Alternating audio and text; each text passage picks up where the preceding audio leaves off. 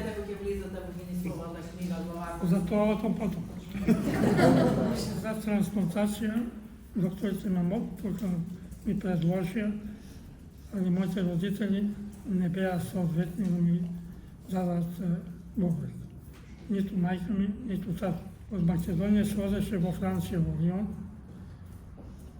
за трансплантација. Јас поднесов барање таму, отидов, ми направија типизација и кога требаше да бидам опериран, Фондот за здравство тука од Македонија не ми дозволи, не ми даде пари, ја мора да се вратам назад и да си продолжам со дијализата. На дијализа оде во Скопје 8 години, во Куманово 16 години и сега во Крива Паланка 20 години.